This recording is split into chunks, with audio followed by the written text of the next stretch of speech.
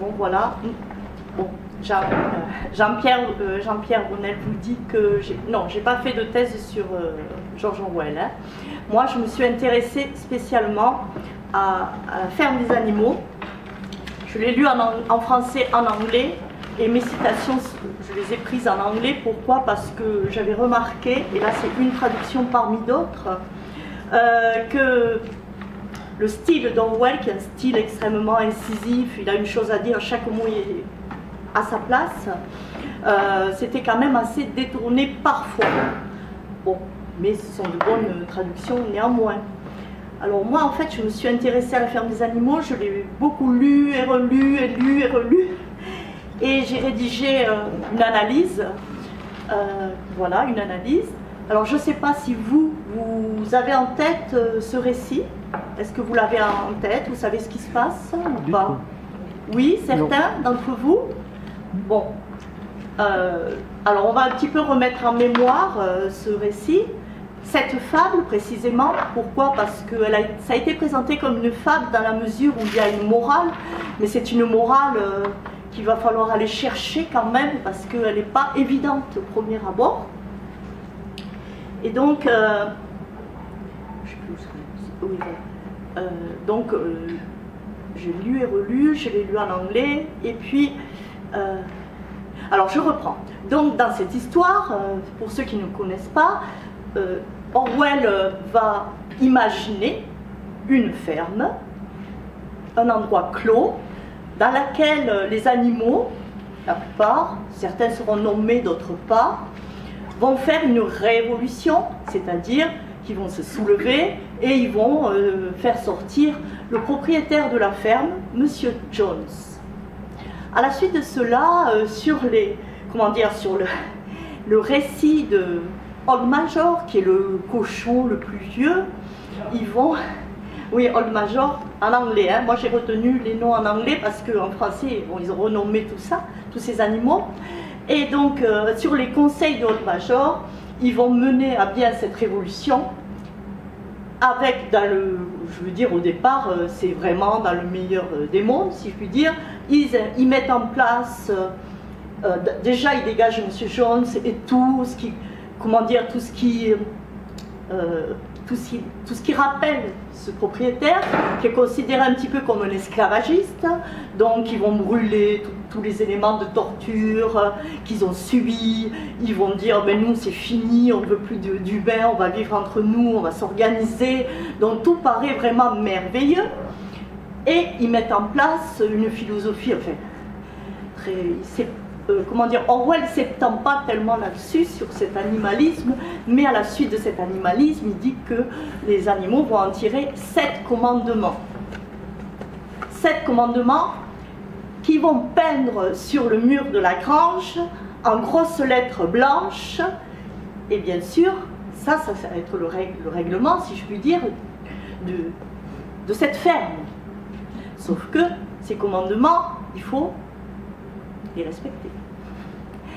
Donc tout va partir un petit peu de mal en pis et tout va partir de mal en pis à partir du moment où ces commandements, on commence par soit les rayer, soit rajouter des mots, et donc on les transforme. Et là, ça va commencer à partir du mauvais côté. Donc cette révolution qui a l'air très bien, où on vote à main levée, on prend les décisions de façon collective, etc., va dégénérer petit à petit. Les 3 cochons, qui sont les intellectuels de cette ferme, parce qu'ils ont appris à lire avant les autres, vont prendre le pouvoir et vont organiser tout ça à marche forcée. Petit à petit, les animaux vont se retrouver vraiment, comment dire, dans un monde où ils n'auront plus leur mot à dire. Ce qu'on appelle, de façon générale, un monde totalitaire. Ils pourront plus enfin, je veux dire, là, ça sera fini, quoi. À un moment donné, une question d'échange, parce que, bon, ben, il faut faire venir notamment les confitures de la ferme extérieure pour se nourrir, etc. Et donc, bon, un des cochons va chercher les œufs des poules sans leur demander leur avis, les poules se révoltent, et puis ça se passe très mal, voilà. Donc, est-ce que je vous ai mis le cadre, là, hein, de l'histoire? Est-ce que je vous ai placé le cadre? Bon, sauf jusqu'à la fin. À la fin, quoi qu'il en soit, les animaux, peut-être qui se font berner, qui se font avoir, qui vivent quelque chose d'assez compliqué, difficile, puisqu'ils n'ont plus droit à la parole, qui doivent obéir. Il n'empêche qu'à la fin, lorsque les 3 cochons qui fêtent l'anniversaire de leur réussite, eh ben, se transforment sous leurs yeux. Ils ont 2, 3, 4 manteaux. Ils deviennent des monstres. Et là, les animaux, quand même, disent ah ben là, qu'est-ce qui se passe, quoi? Il y a un truc qui ne va pas. Et là, clôture, comment dire, Orwell clôture par une très belle phrase. Il dit la colère gronde. C'est-à-dire, on n'en a pas fini avec cette histoire. On va réagir. C'est OK? C'est bon pour vous? Voilà. Et ça, on pourra appeler ça. Alors je me suis dit, bon, est-ce que cette histoire, qu'on appelle en général une dystopie, est-ce que cette histoire, comme je l'ai lu, comment dire, sous la plume de certains critiques, est-ce que c'est une façon de démonter le mythe stalinien, vous voyez? J'ai lu beaucoup ça. Hein. En fait, bon voilà, il y a un des cochons qui va se faire exclure, qui est l'éternel ennemi, on l'a identifié à Trotsky, etc. Bon, ça c'est pour, comment dire, le contexte de l'époque. Parce qu'en effet, Orwell a vécu cette époque. Et il s'est interrogé sur tout ça, le rapport entre politique, histoire et langue. D'où le fait qu'il a inventé ce terme que vous devez connaître. La novlangue, c'est-à-dire une langue qui peut-être n'est pas une vraie langue, avec laquelle on ne peut plus échanger, on ne peut plus communiquer, on ne peut plus donner son avis. Une langue peut couler dans le béton. Voilà, c'est à peu près. Donc moi je me suis interrogée, je me suis dit, mais est-ce que Orwell, ça lui suffisait ça, d'aller rédiger, d'aller écrire une histoire où, ma foi, ben, tout le monde se fait avoir, entre guillemets, et puis ça s'arrête là, quoi. Ok, la colère gronde, et on recommence la révolution, et on se refait avoir piégé, et on recommence, et on n'ouvre jamais le cercle, au final. Puis, petit à petit, après lecture, les clés, ce sont certains animaux qui m'ont donné les clés, notamment Benjamin. Alors, Benjamin, dans cette histoire, c'est l'âne, et l'âne, il dit, d'entrée de jeu, il dit, mais il n'y a rien de bon à lire là-dedans. C'est-à-dire que ce qu'on nous apprend, ce que les cochons tentent de nous apprendre, parce qu'ils essaient de leur inculquer en quelque sorte les béabas de la lecture aux autres animaux, le Benjamin, il est quand même, il se dit non, et il est radical. Il dit, pour moi, il n'y a rien de bon à lire là-dedans. Donc, qu'est-ce qui se passe? Pourquoi? Par ailleurs, il y a dans cette histoire aussi, il y a le raven, le corbeau, qui est perché sur un arbre et qui, lui, il veille. Il y a des colombes qui vont raconter des histoires, qui sortent de la ferme pour raconter quelque chose, etc. Il y a quand même beaucoup d'informations, si je puis dire, relatives à des textes très anciens que nous connaissons tous, dont la colombe, vous faites référence à quoi? La colombe. À Picasso? Au XXe siècle. Picasso, certes. Oui, Prévert, mais plus ancien encore. L'Arche de Noé. Voilà, Déluge, voilà, c'est ça. Voilà, c'est-à-dire celle qui revient et qui dit, ben, ok, on est resté stationnaire là pendant 40 jours, 40 nuits, on n'a plus bougé, mais on va pouvoir repartir. Et si on est resté stationnaire comme ça, c'est que c'était peut-être nécessaire pour la réflexion. Et c'est un très beau récit, l'Arche de Noé, sauf que on le connaît de moins en moins. Il est de moins en moins raconté, etc. Ben, je ne sais pas si vous êtes d'accord avec moi. Oui? Je ne pourrais pas. Ouais, non, il va me le chercher. Que du vin. C'est ça. Voilà. Il faut penser à l'eau. On va chercher un gobelet. Donc, je reprends petit à petit. Donc, grâce à Benjamin qui nous a dit qu'il n'y a rien de bon à lire là-dedans, je me suis dit, ils ont quand même placé 7 commandements. Alors pourquoi soudain, si ça ne marche plus? Ça veut bien dire que ces commandements-là, on n'en tient pas compte, ou alors on ne les connaît plus. Vous voyez? Je vais m'asseoir. Quels sont ces commandements? Donc je vais maintenir cette histoire de commandement et à l'apprentissage des lettres, parce que pour moi c'était la clé, la colonne vertébrale du récit. Donc ces animaux, au final, ils ne sont pas là uniquement, ce que je me suis dit, ils ne sont pas uniquement là pour illustrer une histoire tragique que fut le stalinisme. Ils ne sont pas là que pour ça. Ils sont là aussi parce que quelque part, ils sont nourris par l'écrivain pour être entré dans une lutte, d'une langue contre l'autre, d'une langue qui serait la novlangue, c'est-à-dire cette langue qui n'autorise plus le dialogue, contre une langue qui, celle-ci, par contre, vient de très loin, est nourrie de textes qui sont liés à la Bible pour la plupart, et qui ont cheminé à travers le temps pour nous, et qui ont nourri en quelque sorte notre culture. Ce qui fait que lorsque les animaux petit à petit, à mon avis, se font avoir, c'est que ils sont dans cette dystopie. Mais ce n'est pas ça le premier niveau. Le deuxième niveau, ce sont ces animaux qui sont nourris à la lutte et qui vont lutter contre cette novlangue qu'on tente de leur inculquer. Est-ce que ça va? Est-ce que je suis... Ça passe par la lecture de l'alphabet. C'est-à-dire qu'à un moment donné, les cochons les rassemblent, essaient de leur apprendre l'alphabet, mais ça pour Orwell c'est comment apprendre à lire, et les animaux, selon certains, vont réagir différemment. Donc je vais essayer de vous trouver ça.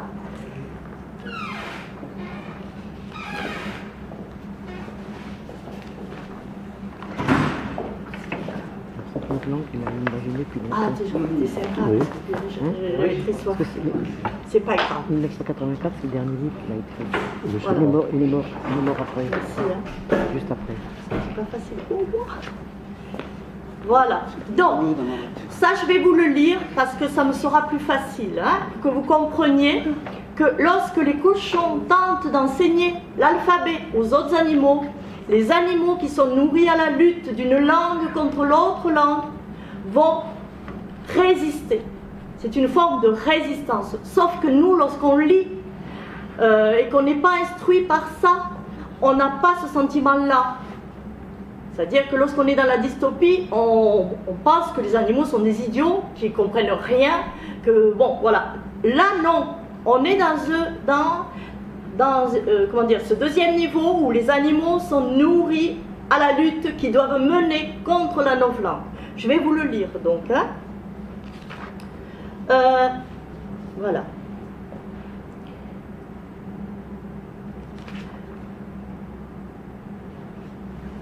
Alors, Boxer, c'est le cheval de trait qui fait beaucoup de travail et qui est très apprécié de tous les autres animaux.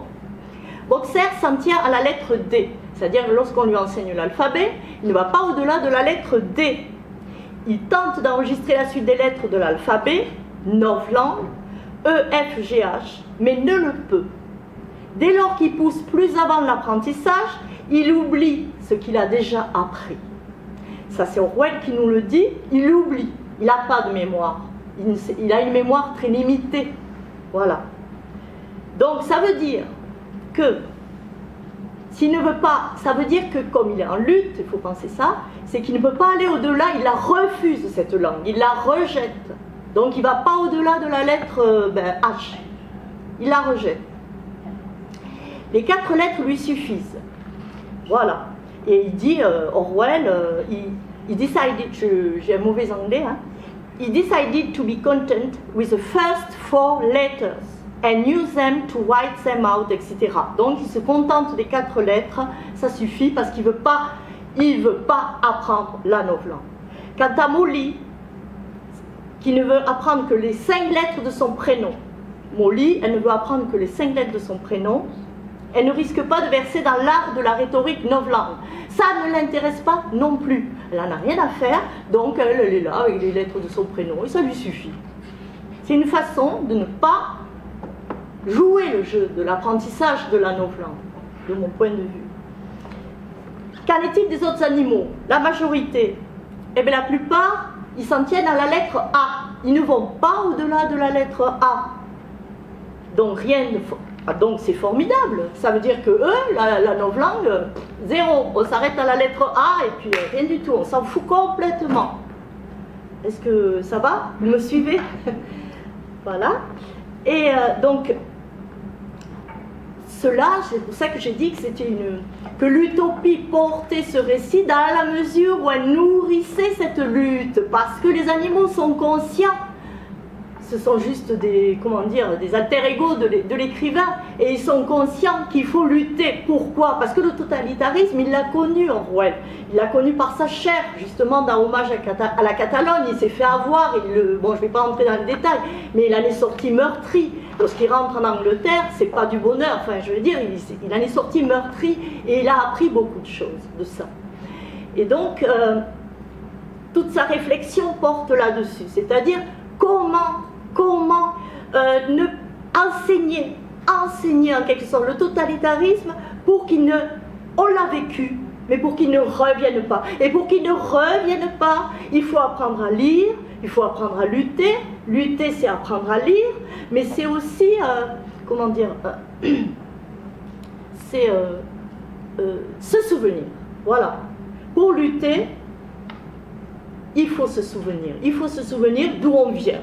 On vient de très loin, on a été nourri par les textes bibliques notamment, et ces textes bibliques, on en a retrouvé un, c'est Noé. Si on ne se souvient pas, si on ne se souvient de plus rien, ben on ne peut pas aller de l'avant, c'est impossible, puisqu'on est nourri par cette mémoire. Mais si cette mémoire, on nous la coupe, on nous l'interdit via la novlangue, ben, on ne peut plus construire, on est un peu perdu. Voilà, c'est ça que je voulais dire. Donc, et à la suite de cela, c'est pour ça que je te fais rentrer en jeu, Jean-Pierre, c'est que j'avais remarqué aussi que Orwell, il était vraiment, je veux dire, tout ce qui relève de l'illettrisme, de ces gens qu'il a rencontrés lorsqu'il est parti là-bas sur le front, et qu'il est arrivé à Barcelone, il était vraiment, il a été scotché, si je puis dire, par des personnes qu'il a rencontrées et qui étaient analphabètes. Et pour lui, c'était des personnes, comment dire, c'était des gens qui étaient d'autant plus admirables qu'on les amenait à faire la guerre, alors que bon, ben, ils avaient même du mal à enregistrer les mots de passe, etc. Ils n'y arrivaient pas. Et donc, c'est pour ça que tu peux lire, c'est l'incipit, le tout début de Hommage à la Catalogne, où là, Orwell nous peint un Italien, un analphabète, vraiment de façon très révérencieuse. Voilà. D'abord, je voulais faire le lien avec notre association, puisqu'on s'intéresse à Walter Benjamin, Walter Benjamin, et c'est la même période. Benjamin, en 1933, avec la montée du nazisme, quitte l'Allemagne, rapidement. Il passera 7 ans d'exil à Paris, mais il n'ira pas se battre comme Orwell, en 1936-1937 sur le front de l'Aragon, dans la guerre civile espagnole. Benjamin, lui, il est en exil, il sera hébergé en Norvège par Brecht, il ira à Ibiza, il ira en Italie, bon, etc. Mais ce n'est pas un combattant. Hein. Il a évité déjà la guerre de 14-18, il s'est fait réformer. Et en 1936-1937, il écrit ses thèses sur l'histoire qui montrent la faillite des fronts populaires déjà.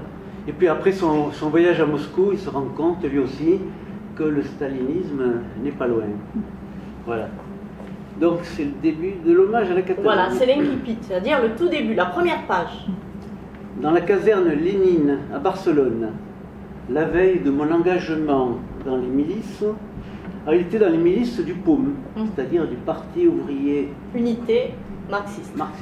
Donc c'était un révolutionnaire qui était pourchassé, comme les anarchistes d'ailleurs, étaient pourchassés par les communistes, dirigés par Staline déjà. je vis devant la table des officiers un milicien italien. C'était un jeune homme de 25 ans ou 26 ans, mais je lis 5 minutes en plus.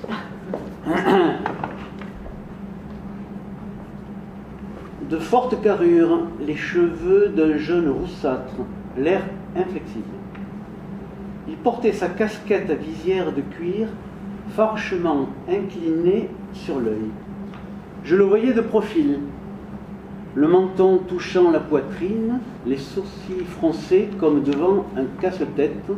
Il contemplait la carte que l'un des officiers avait dépliée sur la table.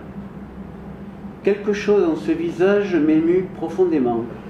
C'était le visage de qui est capable de commettre un meurtre et de donner sa vie pour un ami. Le genre de visage qu'on s'attend à voir à un anarchiste. Encore que cet homme fût peut-être bien un communiste. Il reflétait, ce visage, la bonne foi en même temps que la férocité, et ce pathétique respect aussi que les illettrés vouent à ceux qui sont censés leur être supérieurs. On voyait aussitôt que ce milicien ne comprenait rien à la carte et qu'il en considérait la lecture comme un prodigieux tour de force intellectuel. Je ne sais trop pourquoi, mais j'ai rarement vu quelqu'un, j'entends un homme, pour qui je me sois ainsi pris d'une sympathie instantanée. Voilà, sympathie instantanée. Coup de foudre. Pour ce monsieur, pour cet Italien. Voilà. Donc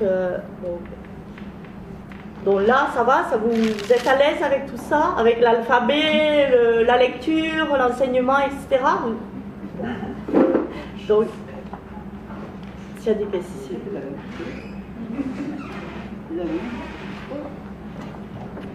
Ah, oui, c'est bon, on a commencé là, mais ce sera enregistré, ce sera sur YouTube, vous pourrez retrouver le début. Ah oui, oui, pas trop. Je peux passer dessous. Allez-y. Voilà, donc il importe que cet apprentissage, en quelque sorte, soit rejeté tel que nous le lisons là, dans l'espace utopique, c'est-à-dire dans l'espace de la lutte. Mais là où les choses vont basculer, c'est que la lutte, elle sera valable si on respecte à la lettre les commandements, mais si les 7 commandements qui ont été placés sur le mur de la grange commencent à être détournés, évidemment, ça va tourner mal. Comment les choses tournent mal? Pourquoi les choses tournent mal? Pourquoi on va basculer en quelque sorte de cet espace de lutte, mais la lutte va toujours être présente, à un espace où les animaux vont se faire avoir? Moi je pense que c'est parce qu'on est dans une lutte de 2 langues, une langue où on est dans une langue de la transcendance, où on se souvient des textes, on ne nous les a pas interdits, on est nourri par tout ça, et une langue de l'immanence où on nous a coupé tout ça, on n'a plus le droit. Alors là, comment le défend, Orwell? Il le défend par le fait qu'il n'y a plus de livres dans la ferme. Il ne reste plus que 3 sortes de livres, le livre du bricolage, du bricoleur, le livre des campagnes de César pour faire la guerre, et un autre livre... ça m'échappe, je ne sais pas si... Bon voilà, il y a 3 sortes de livres qui sont des livres, quand on y réfléchit, uniquement d'ordre technique. C'est-à-dire que les livres de la littérature qui appartiennent au champ de la littérature ou de la philosophie, ils n'y sont plus. Ils ont disparu. Donc, on peut imaginer que le démarrage vers une nouvelle société où on est privé à ce point de livres, même si on est de très bons techniciens, on va vraiment savoir faire beaucoup de choses, on sera de très bons stratèges via évidemment César, le clin d'œil livré à César. On sera dans une société quand même extrêmement pragmatique, mais ayant perdu beaucoup de choses. Vous voyez, vous comprenez? On aura perdu tout ce qui est de l'ordre du spirituel. Le spirituel, il sera coulé, quoi. Voilà. Donc, c'est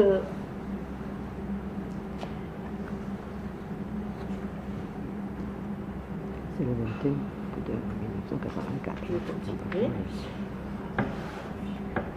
Je reprends sur ces animaux, donc toujours dans cet espace de lutte. Donc Squealer, c'est celui qui s'occupe de la communication parmi les cochons. Donc nous avons Squealer, nous avons Napoléon qui va s'emparer du pouvoir, Squealer qui va s'occuper de la communication, et le troisième c'est Snowball. Snowball, c'est celui qui va être mis à l'écart, parce que en fait, c'est quand même un espace. Quand Snowball va proposer... lui, Snowball, c'est le pragmatique, c'est l'ingénieur. C'est celui qui veut améliorer le sort de la ferme. Il veut améliorer le sort de la ferme, mais en même temps, il est très naïf, il n'a aucune connaissance du politique. Donc, lui, il est très content de présenter à tous les animaux l'avenir de la ferme, c'est-à-dire, on aura 4 jours de travail, ou je ne sais plus, et puis le reste du temps, on pourra lire, on va devenir des gens, voilà, c'est très beau ça, c'est très utopique justement. On va devenir des lecteurs pendant notre temps libre. Tout ça, c'est la vision de Snowball. Squealer, c'est celui qui va faire le relais entre Napoléon, qui va prendre le pouvoir, et les autres animaux. Donc pourquoi? Parce qu'Orwell précise bien que seuls les cochons, ce sont les intellectuels. Il n'y a qu'eux qui savent lire, et qui peuvent donc manager la ferme. Voilà. Alors, je vais vous présenter Squealer, parce que sinon ça sera très long. Je vais vous présenter Squealer. Donc, Squealer est présenté comme un brilliant talker, c'est-à-dire celui qui vraiment il est à l'aise. Il sait bien s'exprimer, il est très à l'aise, qui tient à la fois du présentateur TV, du bouffon théâtral et du magicien. Et Snowball comme l'éternel rêveur. Napoléon, quant à lui, file le champ, le drapeau, le nom et se cache. Fruit de toutes les attentions, il sort pour donner les orientations. Always right. Il a toujours raison. Sa police privée, c'est lire les 7 commandements. Sa police privée, ce sont les chiens. Pas plus, elle les protège. Quant à Boxer, je vous ai dit, c'est le cheval de trait, celui qui abat beaucoup de travail. Son plus fidèle compagnon. Il est prêt à tout pour que le tempo messianique prenne de court la temporalité tragique, offrant ainsi à notre travail ces gages d'espoir, de possible d'espérance. Et là, les animaux, tant que rien ne bascule, ils chantent ensemble. Et c'est un chant qui les relie complètement. Et Orwell utilise cette expression terre sacrée. Pour lui, c'est la terre sacrée. On chante tous ensemble. On est dans une communion. Une communion. Voilà. Évidemment, par ailleurs, quand je vous disais qu'il ne faut pas toucher au commandement pour ne pas basculer dans la dystopie, il utilise aussi Orwell cet adjectif. Il dit les commandements sont unalterable. On ne peut pas y toucher. En français, on pourrait dire inaltérable. Inaltérable. Il ne faut pas les toucher. Il ne faut pas y toucher. Donc tout va basculer dès lors qu'on commence à toucher au commandement.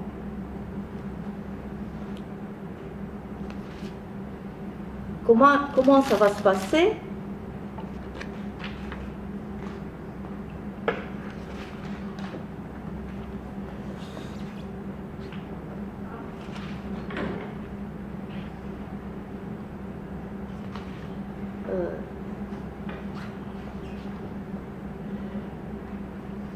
Alors ça va se passer tout simplement parce que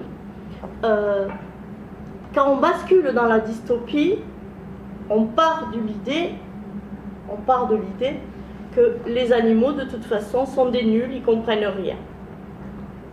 On n'est plus dans le même angle. Dans la lutte d'une langue contre l'autre, les animaux vont refuser la langue, notre langue, mais quand il fait tout basculer puisque de toute façon, cette dystopie, il faut nous l'enseigner pour qu'elle ne revienne plus. Telle est en quelque sorte la morale de cette fable. Il faut qu'elle soit enseignée et connue de nous pour qu'on ne la revive plus, en quelque sorte. Qu'on ne la revive plus. Donc après, il fait tout basculer, Orwell, et on retrouve les animaux qui apprennent, mais on ne va pas lire de la même manière. Là, on va lire en mode, je dirais, dystopique, et ces animaux-là, eh ben, on va les voir comme des nuls. C'est là que, je crois que j'avais donné ça à lire. C'était à toi, Philippe, ça. Donc, on va lire ce passage lorsque...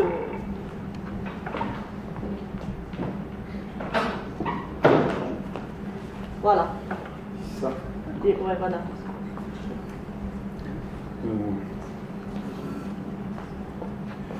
Les cochons, eux, savaient déjà lire et écrire à la perfection. Les chiens apprirent à lire assez convenablement, mais aucune autre lecture ne les intéressait que celle des 7 commandements. Muriel, la chèvre, lisait un peu mieux que les chiens, et le soir, elle faisait quelquefois aux autres la lecture de morceaux de journaux qu'elle avait trouvés sur le tas d'ordures. Benjamin pouvait lire aussi bien que n'importe quel cochon, mais il n'exerçait jamais son talent. D'après lui, rien ne méritait d'être lu. Fleur de Trèfle apprit toutes les lettres de l'alphabet, mais elle était incapable de former les mots. Hercule ne put aller au-delà de la lettre D. Il traçait dans la poussière de son grand sabot les lettres A, B, C, D, puis demeurait immobile, les oreilles rabattues, à les contempler d'un regard fixe, secouant quelquefois son toupet, faisant de grands efforts pour se rappeler les lettres suivantes, sans jamais y parvenir. Il réussit quand même à plusieurs reprises à apprendre E, F, G, H, mais les ayant retenus, il découvrait chaque fois que A, B, C et D lui étaient sortis de l'esprit. À la fin, il décida de s'en tenir aux 4 premières lettres et il les écrivait une fois ou deux chaque jour pour se rafraîchir la mémoire. Molly refusa d'apprendre autre chose que les 6 lettres qui composaient son nom. Elle les dessinait impeccablement avec des brindilles, les agrémentait d'une fleur ou deux, puis tournait autour en les admirant. Aucun des autres animaux de la ferme ne put aller au-delà de la lettre A. Il apparut également que les animaux les plus obstus, oui, c'est ça, tels que les moutons, les poules et les canards, étaient incapables d'apprendre les 7 commandements par cœur. Après mûre réflexion, Boule de Neige déclara que les 7 commandements pouvaient en réalité se ramener à une maxime unique. 4 pattes gentilles, 2 pattes méchants. Là résidait, dit-il, le principe fondamental de l'animalisme. Voilà. Donc en fait, pour conclure, je ne vais pas aller plus loin, c'est que si, dans ce monde, les animaux ont du mal à apprendre à lire, c'est que quelque part, tout est fait pour qu'ils ne puissent pas lire.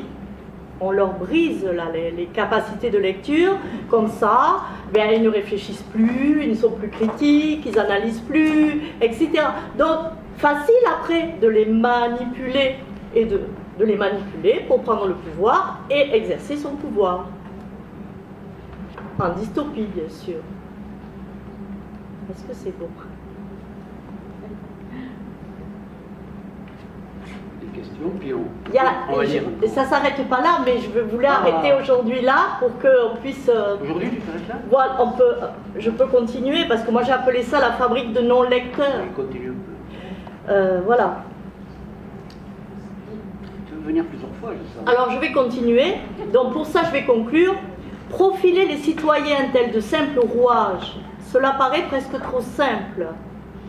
Donc, la relation qui semble aller de soi entre les brainwalkers, c'est-à-dire l'intelligentsia, les meneurs, et les autres, tous ceux qui accordent leur confiance les yeux fermés, a toujours existé, de l'évidence en tout cas.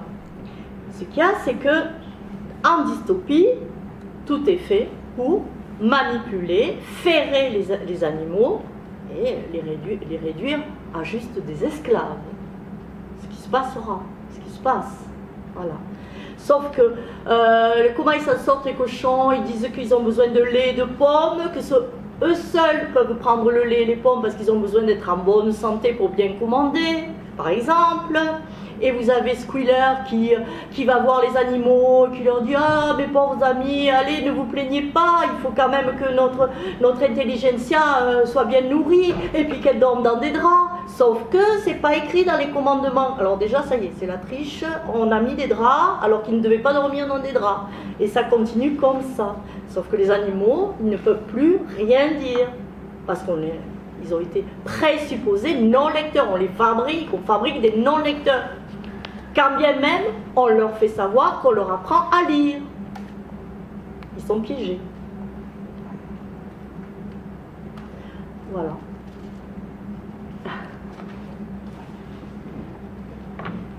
La dernière chose dans cette novlangue, je vais rajouter juste ça, c'est que comme ils réussissent assez bien à mettre dehors, parce qu'à nouveau il va y avoir les humains qui vont revenir une deuxième fois pour reprendre la ferme, et cette fois-ci ils vont bien s'en sortir, les animaux, etc.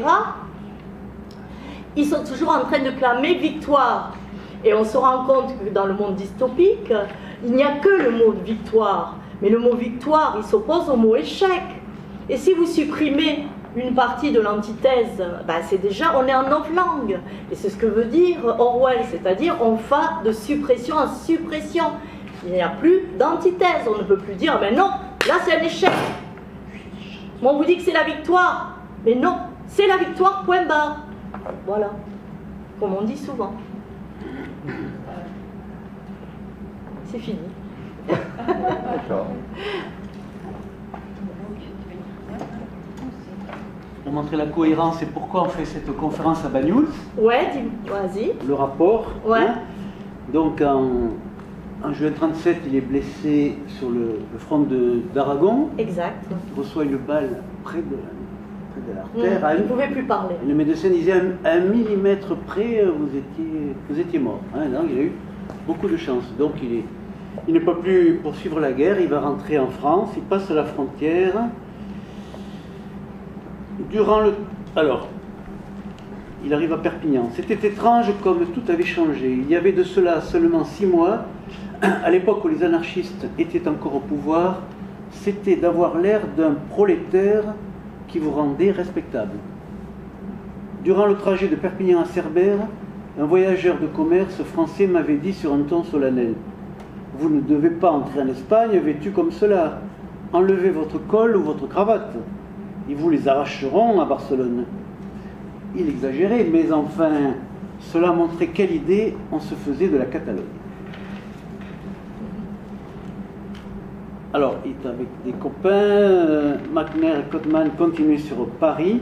Ma femme et moi, nous quittâmes le train à Banyuls, la première station sur la ligne, sentant le besoin d'un repos. Nous ne fûmes pas très bien reçus à Banyuls.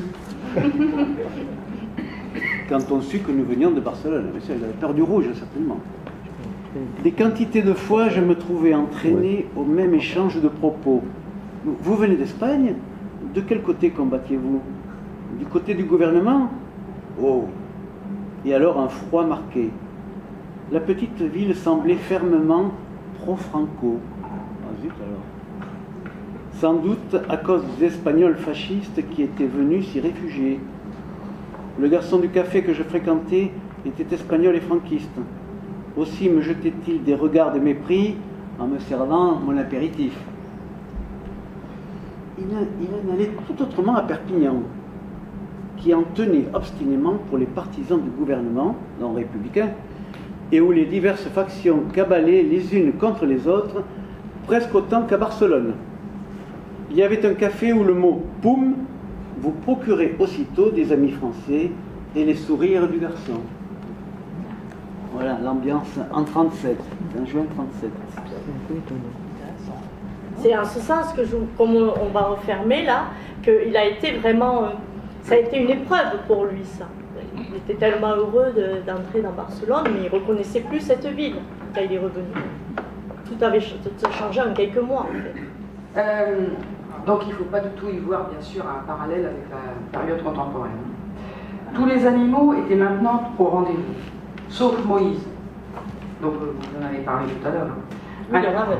Voilà, Le corbeau. un corbeau apprivoisé qui sommeillait sur un perchoir près de la porte de derrière, et les voyant à l'aise et bien attentifs, Sage l'Ancien se racla la gorge. Sage l'Ancien, c'est Major, Old Major, le vieux cochon. Puis commença en ces termes. Camarades, vous avez déjà entendu parler du rêve étrange qui m'est venu la nuit dernière, mais j'y reviendrai tout à l'heure. J'ai d'abord quelque chose à vous dire. Je ne compte pas, camarades, passer encore de longs mois parmi vous. Mais avant de mourir, je voudrais m'acquitter d'un devoir, car je désire vous faire profiter de la sagesse qu'il m'a été donné d'acquérir. Au cours de ma longue existence, j'ai eu dans le calme de la porcherie tout loisir de méditer. Je crois être en mesure de l'affirmer, j'ai sur la nature de la vie en ce monde autant de lumière que tout autre animal. C'est de quoi je désire vous parler. Quelle est donc, camarades, la nature de notre existence? Regardons les choses en face. Nous avons une vie de labeur, une vie de misère, une vie trop brève.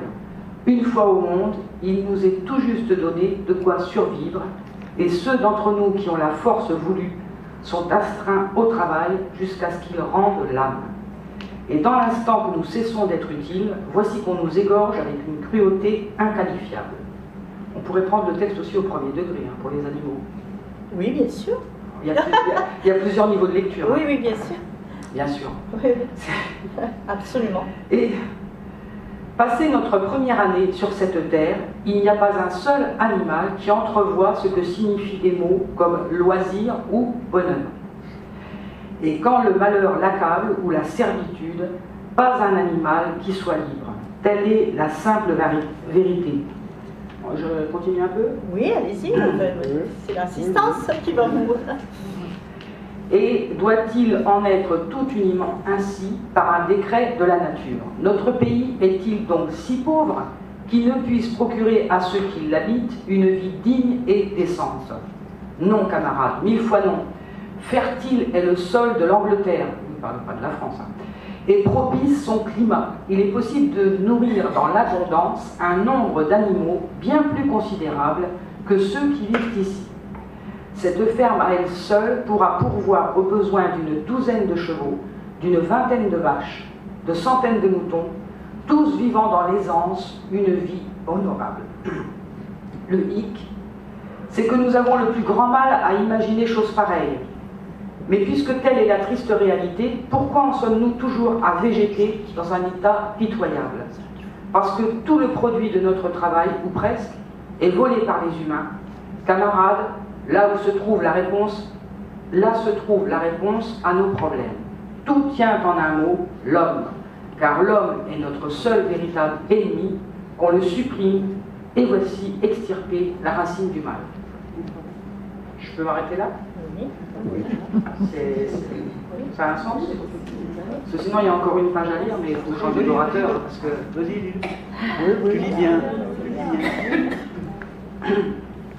Ah oui, justement, parce qu'après il y a le lapin. J'avais oublié. Tu vois, c'était un actement. Donc voilà. Une fois qu'on aura donc supprimé les humains, plus à trimer sans relâche, plus demeure la faim. L'homme est la seule créature qui consomme sans produire. Il ne donne pas de lait, il ne pond pas d'œufs, il est trop débile pour pousser la charrue, bien trop lent pour attraper un lapin. Pourtant, le voici le suzerain de tous les animaux. Il distribue les tâches entre eux, mais ne leur donne en retour que la maigre pitance qui les maintient en vie. Puis il garde pour lui le surplus. Qui l'a pour le sol? Nous, qui le féconde, notre fumier. Ben, ça s'arrête comme ça brutalement.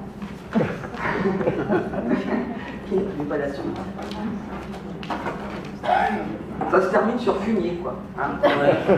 Figurez comme on peut. Absolument. Mais dans le 1984, c'est pas ça qui Une œuvre pessimiste. Hein. Voilà. Je vous en prie. S'il y a des questions, je vous dis. Tu vas réussir à lire? Sinon, on a un superbe orateur. C'est sur le... Oui, tu veux pas le micro, t'as de la voix. George Orwell, 1984, on va dire. Vous avez des relations avec le fait qu'il y ait... Si, celui qui s'occupe de la langue, là, du dictionnaire. On parle de Winston.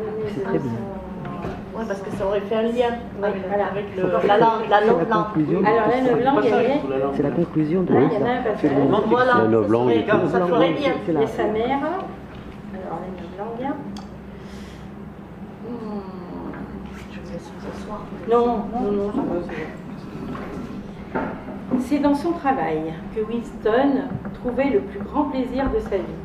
Ce travail, c'était le plus souvent qu'une fastidieuse routine, mais il comprenait aussi des parties difficiles et si embrouillées que l'on pouvait s'y perdre autant que dans la complexité d'un problème de mathématiques. Il y avait de délicats morceaux de falsification où l'on avait pour se garder que la connaissance des principes. Angsoc. C'est la langue. Angsoc, oui, Voilà. l'anglicisme, socialisme, ouais, soc, Voilà. soc, c'est Angsoc et traduction. sa propre estimation de ce que le parti attendait de vous. Winston était bon dans cette partie. On lui avait même parfois confié la rectification d'articles du fond du journal Le Times, qui était écrit entièrement en 9 langues. Il déroula le message qu'il avait mis de côté plus tôt. Ce message était ainsi libellé. En ancien langage, en anglais ordinaire, cela pouvait se traduire ainsi. Le compte-rendu de l'ordre du jour de Big Brother, dans le numéro du journal Le Times du 3 décembre 1983, est extrêmement insatisfaisant et fait allusion à des personnes non existantes. Réécrire en entier et soumettre votre projet aux autorités compétentes avant d'envoyer ce classement. Alors Winston parcourut l'article incriminé. L'ordre du jour de Big Brother avait, semblait-il, principalement consisté en éloges adressés à une organisation comme sous les initiales CCFF, qui fournissait des cigarettes et autres douceurs aux marins des forteresses flottantes. Un certain camarade, Weiser, membre éminent du parti intérieur, avait été distingué spécialement, cité et décoré de la seconde classe de l'ordre du mérite insigne. C'était... voilà. Donc on parle après. Donc c'était la novlangue... La deuxième version. Voilà, Oui, la oui. transition. Bon, pour moi c'est terminé, mais si vous avez des questions ou des choses qui vous ont paru obscures, abstruses, il n'y a pas de souci, je peux répondre. Et voilà. Pas de questions? J'ai une question. Oui, allez-y. C'est vraiment basique. Hein, Ouais, c'est vrai que allez-y. Je ne connais pas le... Mais pourquoi les cochons, par exemple? Est-ce que qu'est-ce qui a, comment dire, présidé au choix des animaux? Bon, ben, pour le cheval, d'accord. Oui, d'accord. Mais pour les cochons, pourquoi les cochons? Alors là, pour moi, je ne sais pas, peut-être parce qu'ils étaient omnivores, ou je ne sais pas, mais Orwell dit bien nommément, c'est vraiment ceux qui savent lire, qui ont appris à lire, et qui sont la tête pensante de la ferme. Vous voyez? Mais il a choisi les cochons. Peut-être parce que ça le faisait rigoler, je ne sais pas. Est-ce que c'est parce que c'est l'animal le plus proche de l'homme? Voilà. Ah oui. Même au plan, comment dire, physiologique. Non, mais parce que vous savez, quand il était au front, Orwell, un de ses meilleurs amis s'appelait Benjamin. Or, l'âne qui refuse de lire cette novlangue, comme il l'a dit, ah mais il savait lire, il n'y avait pas de souci, mais il n'exerçait pas ses qualités de lecteur. Bon, il a attribué à cette âne quand même le prénom d'un de ses meilleurs amis, de ses meilleurs camarades. Voilà. Après les cochons, je sais pas, il y a l'histoire des 3 petits cochons aussi. Alors on est baigné par ça. Les 3 petits cochons, vous savez, la maison de paille, la maison de briques, tout ça là.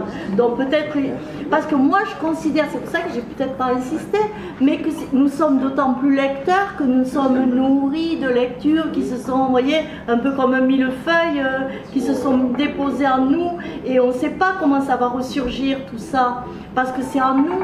Et c'est vrai que si on nous coupe, si on nous interdit de connaître certains récits, je reviens aux récits bibliques, parce qu'ils ont été vraiment supprimés, on va dire, et mon ami Philippe pourra vous en parler.